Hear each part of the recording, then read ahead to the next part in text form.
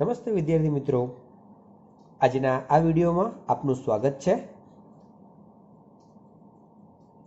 મિત્રો, પ્રકરણ 1 સંબંધ અને વિધેય ભાગ 16. આગળના વિડીયોમાં આપણે સ્વાધ્યાય 1.4નો અભ્યાસ કર્યો છે, જેમાં દિક્ ક્રિયાનો અભ્યાસ કરેલો છે.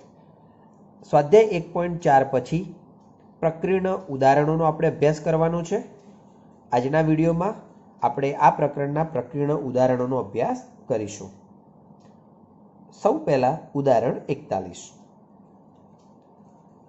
જો R1 અને R2 ગણ એમાં સામ્ય સંબંધો હોય. સૌથી પહેલા અહીંયા R1 અને R2 બંને શું છે? એમાં સામ્ય સંબંધો છે. તો સાબિત કરો કે એમનો છેદ પણ સામ્ય સંબંધ છે. હવે આપણે એટલું સમજી શકીએ છીએ કે R1 અને R2 બંને સામ્ય સંબંધ હોય તો R1 અને R2 સ્વવાચક સંબંધ થાય, સંમિત સંબંધ થાય અને પરંપરિત સંબંધ પણ થશે. તો સૌથી પહેલા આપણે સ્વવાચકતાનો ઉપયોગ કરીએ. તો કે R1 અને R2 સામ્ય સંબંધ છે. એની અંદર આપણે ફરી ઉલ્લેખ કરીશું કે R1 અને R2 સ્વવાચક સંબંધ થાય. સ્વવાચક સંબંધ થશે તો આપણે શું લખી શકીશું કે A belongs to R1 અને A belongs to R2 for every A belongs to A. હવે અહીંયા આપણે વિચારીએ, for every A belongs to A લઈએ છીએ, બરાબર છે. A belongs to R1 છે ને A belongs to R2 છે. તો શું R1 અને R2 ના છેદમાં આ A હોય કે ન હોય? તો કે હશે. તો કે આ દર્શાવે છે કે A belongs to R1 છેદ R2 for every A અથવા for every A belongs to capital A. માટે R1 છેદ R2 એ સ્વવાચક સંબંધ છે એમ કહી શકાય. હવે આ થઈ સ્વવાચકતાની વાત. સંમિત સંબંધ માટે જોઈએ તો ધારો કે AB belongs to R1 છેદ R2. ધારો કે હવે AB belongs to છેદમાં છે તો અલગ અલગ પણ હશે. તો માટે AB belongs to R1 અને AB belongs to R2. છેદ છે માટે શબ્દ આવશે અને. હવે R1 પોતે સંમિત સંબંધ છે. સંમિત સંબંધને કારણે AB belongs to R1 છે તો શું BA belongs to R1 કહેવાય? R2 પોતે સંમિત સંબંધ છે તો AB belongs to R2 છે તો BA belongs to R2 કહેવાય. હવે BA belongs to R1 અને BA belongs to R2 તો BA belongs to R1 છેદ R2. તો જુઓ, AB belongs to R1 છેદ R2 લીધા હતા અને આપણને BA belongs to R1 છેદ R2 મળ્યા છે. તેથી R1 છેદ R2 કેવા છે? સંમિત સંબંધ છે એમ કહી શકાય. ચલો, એ જ રીતે પરંપરિત માટે. તો પરંપરિત માટે આપણે શું કામ કરીએ છીએ? તો કોઈ પણ બે સંબંધોને એમના છેદમાં વિચારીશું અને એને અનુરૂપ ત્રીજો સંબંધ છેદમાં આપણે લાવીશું. તો ધારો કે AB belongs to R1 છેદ R2 અને BC belongs to R1 છેદ R2. બંને સંબંધો છેદમાં છે એવું આપણે ધારી લીધું. તો પહેલાને આધારે શું લખી શકાય? AB belongs to R1 લખાય અને AB belongs to R2 પણ લખાય, જે અહીંયા લખ્યા છે. બીજાને આધારે શું લખી શકાય? તો કે BC belongs to R1 અને BC belongs to R2 લખાય, જે અહીંયા અને અહીંયા લખ્યા છે. હવે AB belongs to R1 અને BC belongs to R1 સાથે AB belongs to R2 અને BC belongs to R2. R1 પોતે પરંપરિત સંબંધ છે તો આ બંનેને આધારે AC belongs to R1. R2 પોતે પરંપરિત સંબંધ છે તો આ બંનેને આધારે AC belongs to R2. AC R1 માં છે અને AC R2 માં છે તો AC belongs to R1 છેદ R2. માટે R1 છેદ R2 કેવો સંબંધ થશે? પરંપરિત સંબંધ થાય. અને આમ R1 છેદ R2 સામ્ય સંબંધ છે એમ કહી શકાય. મિત્રો આગળના વિડીયોમાં જે પ્રમાણે આપણે શીખ્યા છીએ દાખલાઓ એ પ્રમાણે, એટલે કે આગળના વિડીયોમાં મતલબ સ્વવાચકતાના ટોપિકમાં અથવા સામ્ય સંબંધના ટોપિકમાં, તો એમાં સ્વવાચકતા માટે અલગ ઉલ્લેખ કરીને લખીશું, સંમિત માટે અલગ ઉલ્લેખ અને પરંપરિત માટે અલગ ઉલ્લેખ કરીને લખીશું. હવે એના પછીનું ઉદાહરણ છે ગણ એ ધન પૂર્ણાંકોની ક્રમયુક્ત જોડોનો ગણ છે. ગણ એ પર આર એ જો XV બરાબર વાયુ તો અને તો જ XY R UV દ્વારા વ્યાખ્યાયિત સંબંધ છે. આનો મતલબ સમજી લેજો. સંબંધ ક્યારે કહેવાય છે? પહેલી ક્રમયુક્ત જોડના પહેલા ઘટકનો બીજી ક્રમયુક્ત જોડના બીજા ઘટક સાથેનો ગુણાકાર, આનો મતલબ કે X × V, તથા પ્રથમ ક્રમયુક્ત જોડનો બીજો ઘટક અને બીજી ક્રમયુક્ત જોડનો પ્રથમ ઘટક એ બંનેનો ગુણાકાર સરખો થાય વાયુ. એટલે કે X નો V સાથેનો ગુણાકાર અને Y નો U સાથેનો ગુણાકાર સરખો થાય તો જ આ બંને ક્રમયુક્ત જોડો વચ્ચે સંબંધ છે એવું કહી શકાય. તો આ જે સંબંધ છે એ સામ્ય સંબંધ છે એવું આપણે ચકાસવાનું છે. હવે બુક પ્રમાણે જોઈશું તો થોડુંક આપણને ડિફિકલ્ટ જેવું લાગશે, એને આપણે અન્ય રીતે સમજવા પ્રયત્ન કરીએ. તો સૌથી પહેલા સ્વવાચકતાને સમજીએ. તો સ્વવાચકતા માટે સમજો, સ્વવાચક માટે શું થવું જોઈએ? એક ક્રમયુક્ત જોડ અન્ય ક્રમયુક્ત જોડ સાથે સંબંધ ધરાવતી હોવી જોઈએ. હવે આવું આપણે બતાવવા માટે મિત્રો અહીંયા એક પ્રશ્ન તમને એવો થશે કે આગળના દાખલાઓમાં XY ક્રમયુક્ત જોડનો મતલબ આપણે એ રીતે સ્વીકારતા હતા કે X નો Y સાથે સંબંધ છે, પરંતુ આ દાખલાની અંદર એક ક્રમયુક્ત જોડનો અન્ય ક્રમયુક્ત જોડ સાથેનો સંબંધ બતાવેલો છે. એટલે આગળના દાખલાઓમાં અને આ દાખલામાં તમે મિસ્ટેક કરતા નહીં. અહીંયા આપણે એક ક્રમયુક્ત જોડનું અન્ય ક્રમયુક્ત જોડ સાથેનો સંબંધ વિચારવાનો છે એટલા માટે. તો આપણે આ પ્રકારનું પદ બનાવવા માટે આપણને ખબર છે કે X નો Y સાથેનો ગુણાકાર અને Y નો X સાથેનો ગુણાકાર હંમેશા સરખો હોવો જોઈએ, તો જ આવો સંબંધ બને. તો જો X નો Y સાથેનો ગુણાકાર કરીએ કે Y નો X સાથેનો ગુણાકાર કરીએ કે જુદો થવાનો છે? તો કે નથી.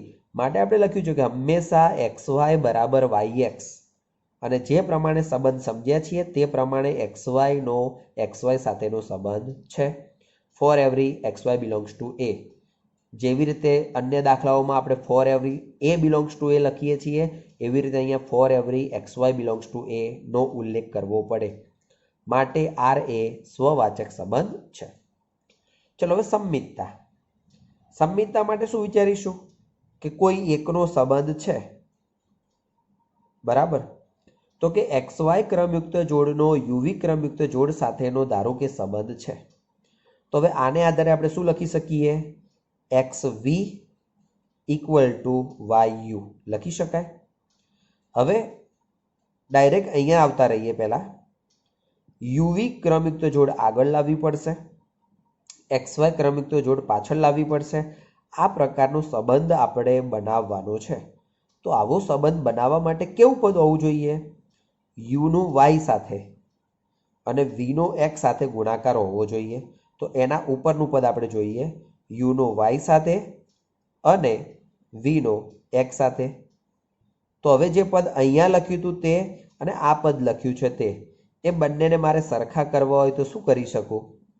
અહીંયા જે XV હતા એની જગ્યાએ VX કર્યા, જે YU હતા એની જગ્યાએ UY કર્યા, અને પછી આ UY અહીંયા લઈ ગયા, આ VX અહીંયા લાવી દીધા છે. એટલે આપણે જે સંબંધ જોઈએ છે એવો સંબંધ મળી જશે. માટે R એ સંમિત સંબંધ છે એમ કહી શકાય.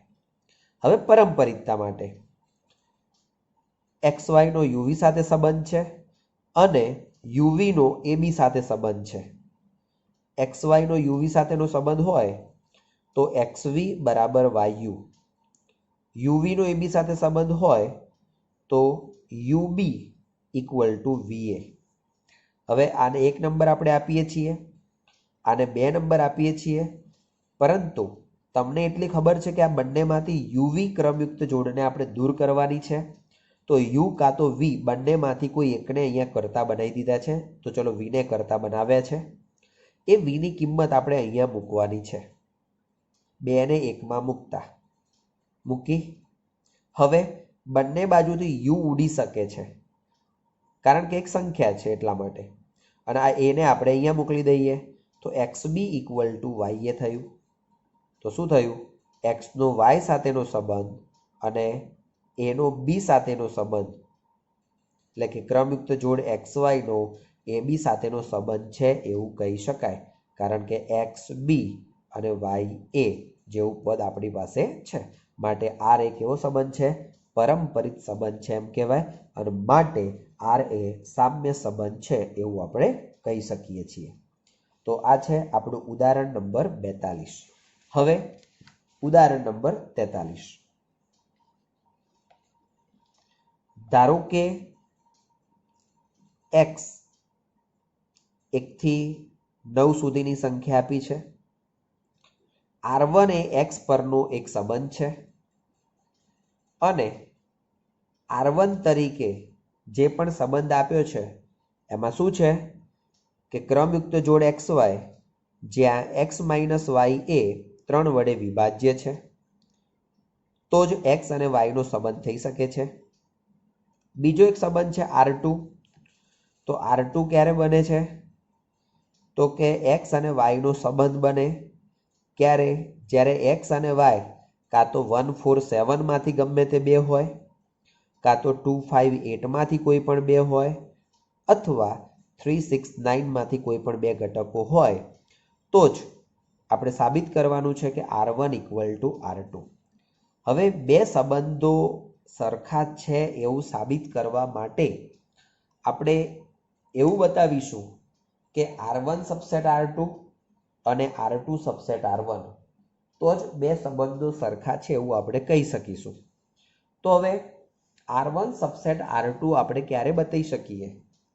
તો કે કોઈ પણ એક ક્રમયુક્ત જોડ R1 માં લઈએ અને તે ક્રમયુક્ત જોડ આપણે R2 માં બતાવીએ તો R1 સબસેટ R2 થાય એવું કહી શકાય, જે ઉપગણની વ્યાખ્યા પ્રમાણે ધોરણ 11 માં જે શીખ્યા છીએ એ પ્રમાણે.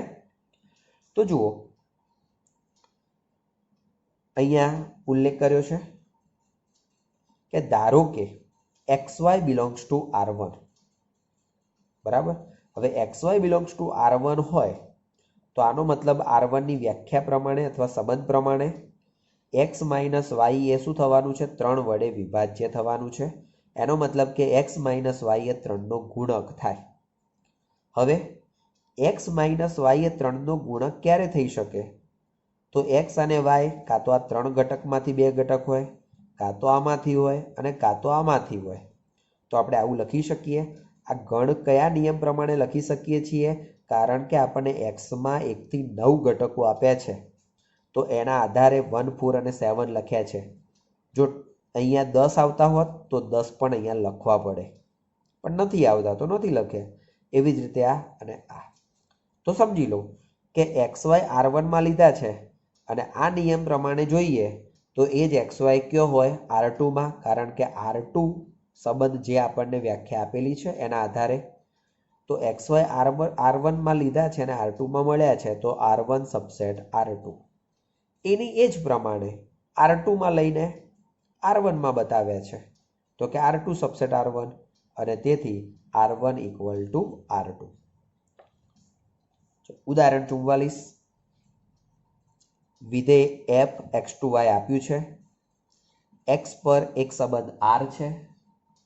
R બરાબર AB કે જ્યાં FA = FB દ્વારા આપેલ છે. R એ સામ્ય સંબંધ છે કે નહીં તે ચકાસો. હવે R સામ્ય સંબંધ છે કે નહીં ચકાસવા માટે સ્વવાચકતા, સંબિતતા અને પરંપરિતતા ચેક કરવું પડે.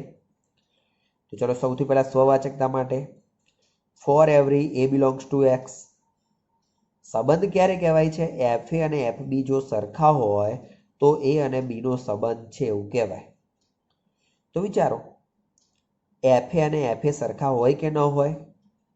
દરેક વખતે હશે. તો કે for every A belongs two x, તો એનો મતલબ એ બિલોંગ્સ ટુ આર.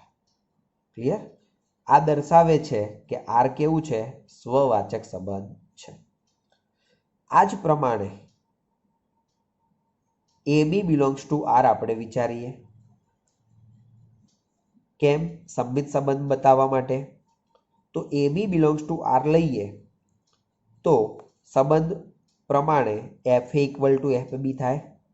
હવે f A equal to f B લખીએ કે f B equal to f A લખીએ, સરખા થવાના છે.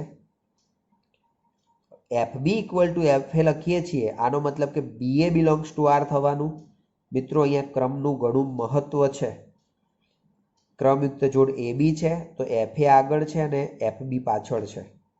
બરાબર. હવે એફ બી આગળ છે અને એફ એ પાછળ છે તો બી એ બિલોંગ્સ ટુ આર આપણે લખી શકીએ અને તેથી આર સંમિત સંબંધ છે એવું કહી શકાય. ચલો હવે પારંપરિકતા માટે ધારો કે A B belongs to R અને બીસી બિલોંગ્સ ટુ આર.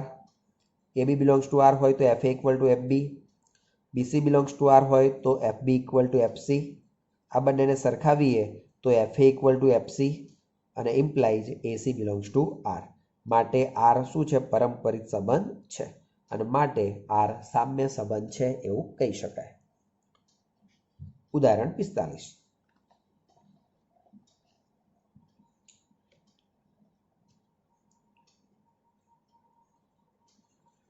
ગણ આર પર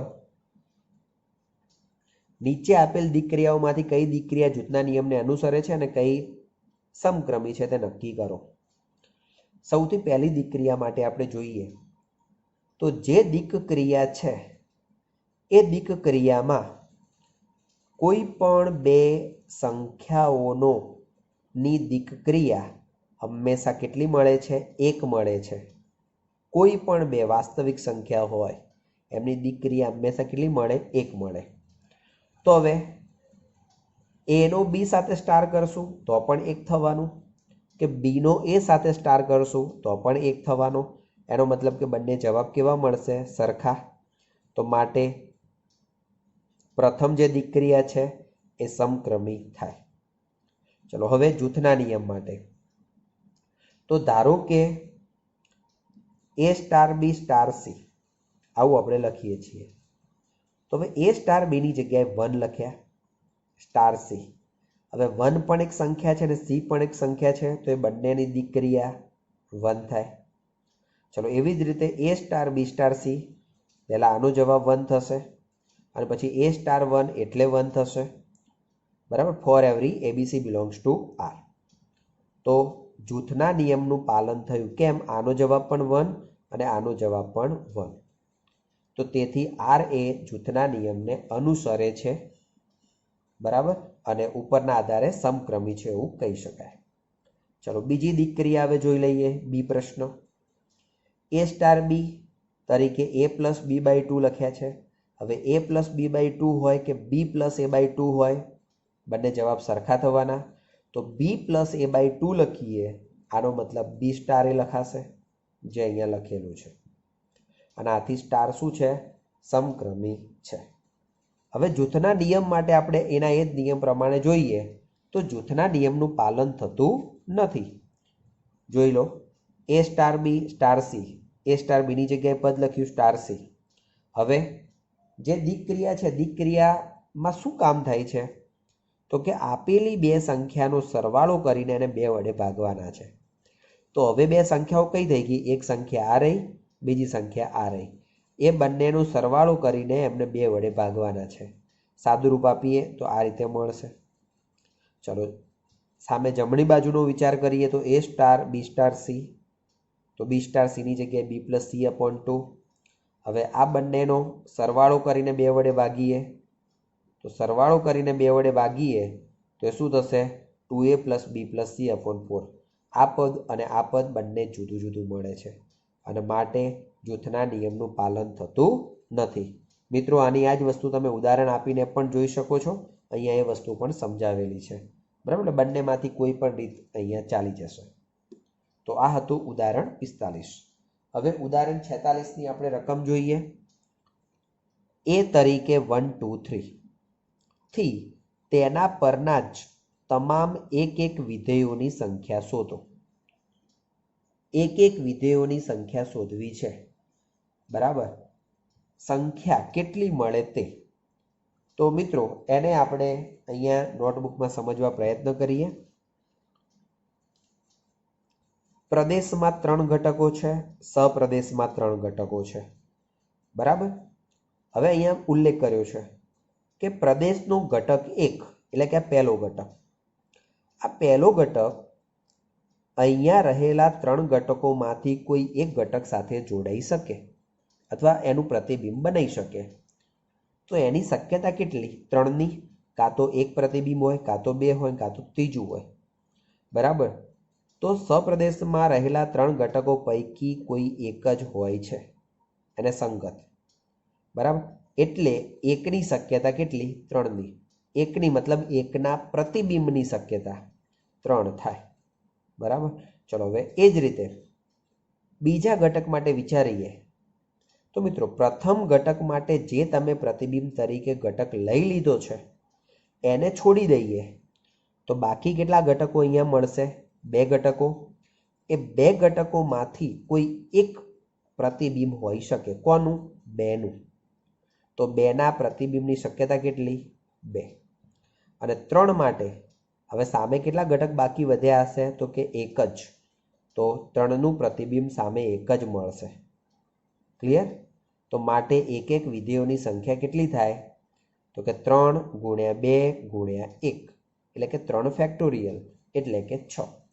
એટલે કે જેટલા પ્રદેશ અને સપ્રદેશમાં સરખા ઘટકો હોય અને જેટલા ઘટકો છે એટલા ફેક્ટોરિયલ એક વિધેયોની સંખ્યા મળે. તો આ છે ઉદાહરણ 46. હવે ઉદાહરણ 47.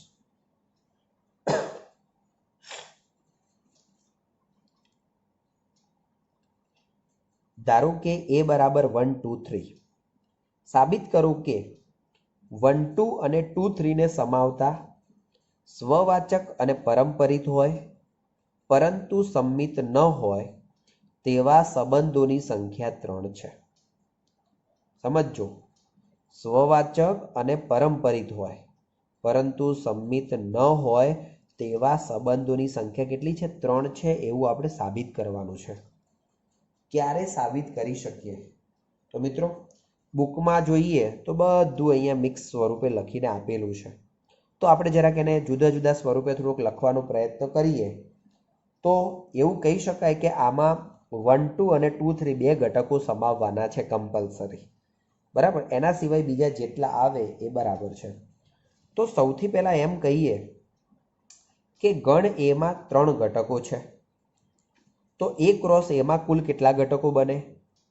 તો કુલ 9 ઘટકો બનશે જે અહીંયા લખેલા છે, બરાબર. હવે 1 2 અને 2 3 ને સમાવતા હોય, સ્વવાચક અને પરંપરિત હોય પરંતુ સંમિત ન હોય તેવા સંબંધોનો આપણે વિચાર કરવો છે. તો સૌથી પહેલો વિકલ્પ, પહેલા સંબંધ માટે, પહેલો સંબંધ એટલે કે R1 માટે આપણે વિચાર કરીએ તો R1 પોતે સ્વવાચક હોવાને કારણે 1 1 2 2 અને 3 3 R1 માં હોવું જોઈએ. પહેલી વાત. બીજું, 1 2 અને 2 3 બંનેને તમારે R1 માં લેવાના છે એવું તમને રકમમાં આપ્યું છે. ઓકે. તો આનો મતલબ એવો થયો કે તમારી પાસે 5 ઘટકો કમ્પલસરી એક તો હોવા જ જોઈશે. સ્વવાચક માટે આ 3 અને આ બંને રકમ પરથી. હવે એ વિચારીએ કે આપેલો સંબંધ પરંપરિત થવો જોઈએ અને સંમિત ન થવો જોઈએ. તો એમ કહી શકું કે 1 2 અને 2 3 બંને R1 માં છે. તો પરંપરિત થવા માટે 1 3 R1 માં હોવા જોઈએ. તો 1 3 બિલોંગ્સ ટુ R1 હોવા જોઈએ. કેમ? કારણ કે R1 પોતે પરંપરિત પણ છે. તો અહીંયા કારણ લખવું હોય તો લખી શકીએ કે R1 પરંપરિત સંબંધ છે એટલે, બરાબર. તો હવે R1 માં જુઓ તો જે ઘટકો આવ્યા છે 3 અહીંયા અને 3 અહીંયા. તો એના દ્વારા સ્વવાચક થઈ જશે, પરંપરિત પણ થશે, પણ સંમિત થતું નથી. કેમ? 1 2 છે પણ 2 1 આમાં નથી એટલે. તો R1 આપણને આ રીતે મળે છે. ઓકે, હવે બીજો સંબંધ વિચારીએ R2 માટે. હવે જુઓ, જે R1 સંબંધ અહીંયા બનાવ્યો છે એ R1 સંબંધ એકદમ નાનો સંબંધ છે, બરાબર. હવે આપણે R2 સંબંધ બનાવવો હોય તો R1 સંબંધમાં જ કોઈ ક્રમયુક્ત જોડ એડ કરીને આપણે R2 સંબંધ બનાવવો પડે. તો R2 માટે R1 ના તમામ ઘટકો ઉપરાંત સમજો 6 સિવાયનો કોઈ એક ઘટક, ધારો કે આપણે 2 1 ને ઉમેરીએ છીએ, તો 2 1 ને R2 માં લઈએ તો માગેલ પ્રમાણે R2 મળી શકે છે. માગેલ પ્રમાણે એટલે તમે 2 1 લો છો તો એ સ્વવાચક પણ થઈ જશે, પરંપરિત પણ થઈ જશે, પણ સંમિત થતો નથી. કેમ? 1 2 માટે 2 1 મળે છે પણ 2 3 માટે 3 2 અંદર મળતા નથી. તો R2 સંબંધ જે છે એની અંદર શું થયું? એક ઘટક 2 1 આ વધારાના આવી ગયા. ચલો, હવે તમારે ત્રીજો સંબંધ R3 બનાવવો છે. તો હવે R3 માટે એવું કરીએ કે જે R1 છે, R1 તો કમ્પલસરી આપણે લેવું પડશે. ઉપરાંત હવે 2 1 સિવાયનો બીજો કોઈ ઘટકનો વિચાર કરીએ, ધારો કે 3 2 લઈએ, તો 3 2 બિલોંગ્સ ટુ R3 લઈએ તો માગેલ પ્રમાણે R3 મળે છે, એટલે કે સ્વવાચક અને પરંપરિત થઈ જાય છે, સંમિત થતું નથી. તો આ પ્રમાણે આપણને R3 મળે છે. ક્લિયર? હવે ઉપરાંત જુઓ, તો અહીંયા 3 સંબંધો થઈ ગયા છે. એ છતાં મિત્રો આગળનું પદ જે લખ્યું છે એને ખાલી આપણે સમજવા પ્રયત્ન કરીએ. જો આ ઉપરાંત આની અંદર 2 1 અને 3 2 બંનેને જો સંબંધમાં લઈએ તો પરંપરિત થવા 3 1 પણ સમાવવા પડે. આપણે અહીંયા જે ઘટકો લીધા છે બંને અલગ અલગ લીધા છે, બરાબર. પણ સમજો એ બંનેને સાથે રાખીએ તો સાથે રાખીએ તો એના માટે નવો વિકલ્પ એક વિચાર્યો છે. તો કે આ બધા ઘટકો જો એક સાથે અહીંયા હોય તો પરંપરિત થવા માટે શું હોવું જોઈએ? 3 1 પણ હોવા જોઈએ. કેમ? 3 2 અને 2 1 તો પરંપરિત થવા માટે 3 1 હોવા જોઈએ. જો 3 1 સમાવવા પડે તો સંબંધ કેવો થઈ જાય છે? સંમિત થઈ જાય છે. અને સંમિત થઈ જાય છે જે માગેલ શરત પ્રમાણે યોગ્ય નથી. એનો મતલબ કે કોઈ પણ બે બાકી વધેલી 3 ક્રમયુક્ત જોડોમાંથી કોઈ પણ 2 ક્રમયુક્ત જોડો એક સાથે આપણે લઈ શકતા નથી. તો આ રીતે માગેલ સંબંધની સંખ્યા કેટલી થશે? 3 થશે એવું કહી શકાય. હવે ઉદાહરણ નંબર 48. તો 48 ઉદાહરણ પણ આના આ જ નિયમ પ્રમાણે વિચારવાનું છે, બરાબર. એને હોમવર્ક સ્વરૂપે આપણે રાખીએ છીએ. એ છતાં ખાલી અહીંયા થોડુંક જોઈ લઈએ. 1 2 3 ગણ જે અહીંયા હતો એ જ પ્રમાણે 1 2 ને અહીંયા પણ 1 2 ને સમાવતા હતા, અહીંયા 2 3 ને સમાવતા હતા, અહીંયા 2 1 ને સમાવવાની વાત કરે છે. ને સમાવતા સામ્ય સંબંધની સંખ્યા કેટલી છે? 2 છે. સામ્ય સંબંધ શબ્દ વાપર્યો છે એટલે સ્વવાચક હોવું જોઈએ, સંમિત હોવું જોઈએ અને પરંપરિત પણ હોવું જોઈએ, બરાબર. તો મિત્રો અહીંયા જે જવાબ દેખાય છે, અહીંયા જે 2 3 લીટી છે તે, અને પાછળના ભાગે જે પણ 2 3 લીટી હોય એને આધારે તમે એનો જવાબ વિચારી શકો છો, બરાબર. અને એ પ્રમાણે લખી શકો છો, જે તમારા માટે હોમવર્ક છે. હવે ઉદાહરણ 49. સાબિત કરો કે 1 2 પર જેનો તટસ્થ ઘટક 1 હોય તથા જેના હેઠળ 2 નો વ્યસ્ત 2 હોય એવી દિક્ ક્રિયાની સંખ્યા માત્ર 1 જ છે. અહીંયા જે 1 2 આપ્યું છે એ આપણા માટે ગણ એ છે એવું વિચારી લઈએ. તો હવે 1 2 પર દિક્ ક્રિયા સ્ટાર માટે આપણે વિચારીએ તો શું થવાનું? A ક્રોસ A2 એ થવાનું, એનું વિધેય થાય. હવે A ક્રોસ A તો ટોટલ કેટલી ક્રમયુક્ત જોડો મળશે? 4 ક્રમયુક્ત જોડો. સપ્રદેશમાં તો 2 ઘટકો છે જ, તો એટલે કે વિધેય આવા સ્વરૂપનું થાય, બરાબર. હવે તમને જે કીધું છે એને સમજો. જેનો તટસ્થ ઘટક 1 હોય તથા જેના હેઠળ બેનો વ્યસ્ત 2 હોય. તો હવે જુઓ, દીક્રિયા સ્ટાર માટે એક એ તટસ્થ ઘટક હોવાથી જે ક્રમયુક્ત જોડમાં એક આવતા હશે, તો તમે જુઓ સ્ટાર 1 1 એનો જવાબ 1, સ્ટાર 1 2 એનો જવાબ 2, સ્ટાર 2 1 એનો જવાબ 2. બરાબર? કેમ? આપણી ઈચ્છા પ્રમાણે એક દીક્રિયા આપણે વિચારી છે. બરાબર? કે જેનો તટસ્થ ઘટક 1 હોય, તો એ રીતે આવી થયું. અને ક્રમયુક્ત જોડ 2 2 માટે જ પસંદગી બાકી રહે છે. કેમ? કારણ કે 2નો વ્યસ્ત કેટલો છે? 2.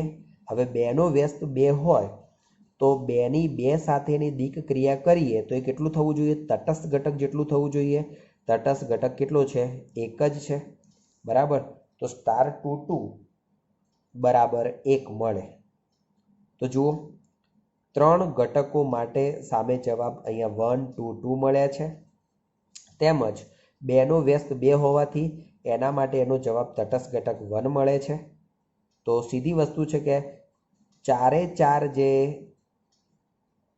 ક્રમયુક્ત જોડો છે એમના માટે ફક્ત 1 1 1 1 જવાબ જ શક્ય છે.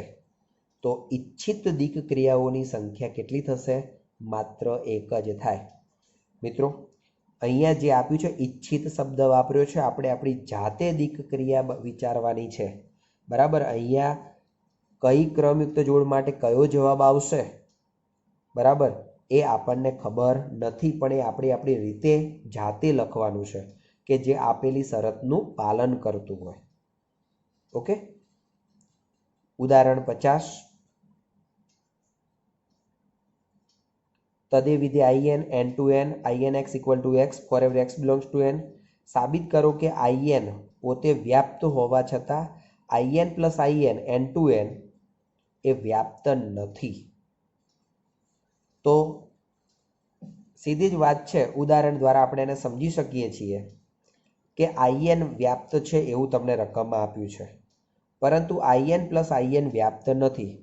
તો હવે ક્યારે વ્યાપ્ત નથી થતું એનું ખાલી ઉદાહરણ આપી દઈએ. તો in plus in તરીકે વિધેય આવું બને છે 2x. ક્લિયર? હવે in plus in વિધેય તમે જોવા જાઓ તો એનો સહપ્રદેશ કયો છે? n છે. હવે એ સહપ્રદેશમાં સમજો કે તમને એકી સંખ્યાઓ, અયુગ્મ સંખ્યાઓ પણ મળે છે, પરંતુ એ અયુગ્મ સંખ્યાઓ કોઈ x માટે જવાબ તરીકે મળતી નથી. તો માટે સહપ્રદેશ n માં ઘટક 3 એવો મળે છે કે જેથી પ્રદેશ n માં કોઈ પણ ઘટક x નું અસ્તિત્વ ન મળે કે જેથી 2x = 3 થાય. અને માટે શું કહી શકાય? in plus in એ વ્યાપ્ત નથી. અને મિત્રો, ઉદાહરણ 51 જેને આપણે હોમવર્ક રાખીએ છીએ, એકદમ સરળ છે અને સરળતાથી સમજી શકાય એવું છે. તમે જોશો તો પણ ખબર પડી જશે. તો મિત્રો, આ વિડીયોમાં આપણે પ્રક્રિયાના ઉદાહરણો સમજવા પ્રયત્ન કર્યો છે અને હવે એના પછી આપણે પ્રક્રિયા સ્વાધ્યાય 1 ને સમજવા પ્રયત્ન કરીશું નેક્સ્ટ વિડીયોમાં. તો મિત્રો, વિડીયો ગમે તો લાઈક અને શેર કરો અને ચેનલને સબસ્ક્રાઈબ કરો. Thank you. જય હિન્દ.